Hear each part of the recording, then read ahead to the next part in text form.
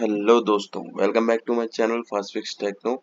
आज की इस वीडियो में हम बात करेंगे एपीटीआईसी के बारे में। एपीटीआईसी हमारे नेटवर्क सेक्शन में लगी होती है, जो कि 4G पीएफओ और 3G पीएफओ को वोल्टेज देती है, क्योंकि नेटवर्क को बूस्ट करा सके। तो आज हम समझेंगे एपीटीआईसी 12 वोल्ट वाली वो कैसे वर्क करती है। बहुत सारे फोनों में देखने को मिलती है, कैसे काम करती है। चलिए आज की इस वीडियो में मैं आपको बताता हूँ। तो बढ़ते हैं आगे। तो सबसे पहले पहचान लेते हैं हम एपीटीआईसी को। एपीटीआईसी के पास एक कॉइल लगी होगी और वो एक अलग ही शील्ड में होगी। 3 कैपेसिटर होंगे उसके पास में, 3 कैपेसिटर पाए जाते हैं और अलग ही शील्ड में लगी होती है।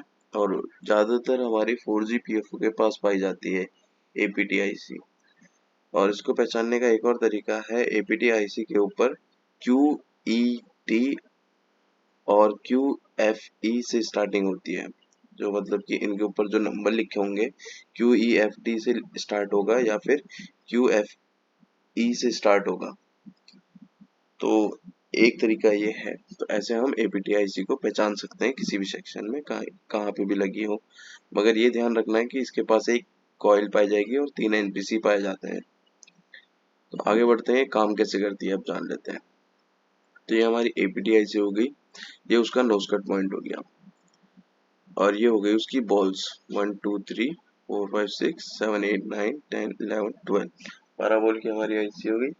अब किस किस आईसी से इसकी पावर आती है और कहाँ कहाँ जाती है वो देख लेते हैं।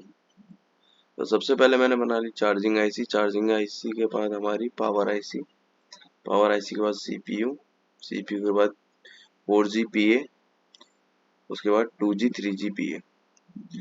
अब ये वर्क कैसे करता है, हमारी एपीटीआईसी काम कैसे करती है। तो सबसे पहले एपीटीआईसी में हमारी जो वोल्टेज आती है वीपीएच, जो हमारी पिन नंबर 1 पे जाती है, बॉल नंबर 1 पे जाती है और बॉल नंबर 12 पे जाती है।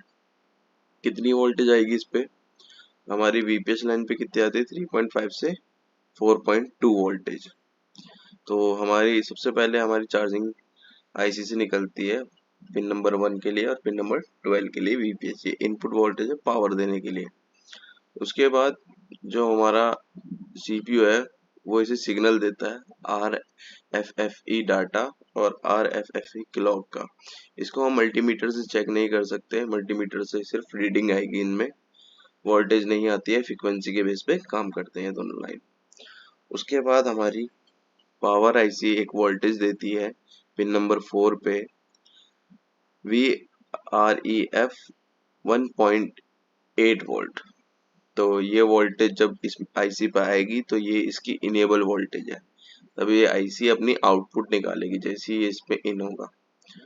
उसके बाद जब ये इन हो जाएगा पिन नंबर 11 से एक कॉइल के थ्रू 2G पीए में जाता है और पिन नंबर 5 से 4G पीए में जाता है।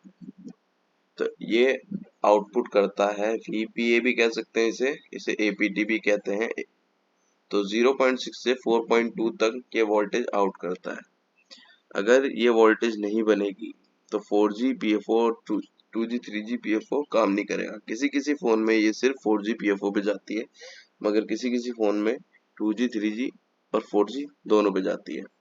अगर ये वोल्टेज आउट नहीं होगी तो हमारे नेटवर्क नहीं आएंगे, नो सर्विस की प्रॉब्लम आएगी। तो इसका मिलना बहुत जरूरी है, ठीक है। उसके बाद 6 8 और 7 नंबर पिन हमारी क्या होती है, ग्राउंड हो जाती है।